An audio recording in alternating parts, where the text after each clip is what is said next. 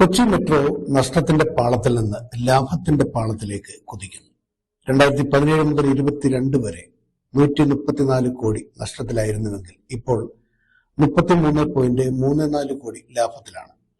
കഠിന പരിശ്രമങ്ങളുടെ ഭാഗമായി വളരെ പതിയെയാണ് ലാഭത്തിലെത്തിയത്. 2022-23 വർഷത്തിൽ 5.35 കോടി ലാഭത്തിൽ നിന്നാണ് കുതിപ്പ് തുടങ്ങിയത്. ആകെ വരുമാനം 182.37 കോടിയാണ്. അതിൽ 149.03 കോടിയാണ് ചെലവ്. ഇപ്പോഴത്തെ ലാഭം 18%, എങ്കിലും അതൊരു ചെറിയ സംഖ്യയല്ല. സംസ്ഥാനത്തെ പ്രമുഖ നഗരങ്ങളെല്ലാം മെട്രോ പ്രതീക്ഷയിലാണ്. ജനങ്ങൾക്ക് ലക്ഷ്യത്തിൽ വേഗത്തിലെത്താൻ അത് സഹായിക്കും. ആർക്കാണ് ഇത്ര ധൃതി എന്ന് ചോദിക്കുന്നവരുള്ള നാട്ടിലാണ് ബഹുഭൂരിപക്ഷം ജനങ്ങളും അതിവേഗതാ സംവിധാനങ്ങൾ വേണമെന്ന് ആഗ്രഹിക്കുന്നത്.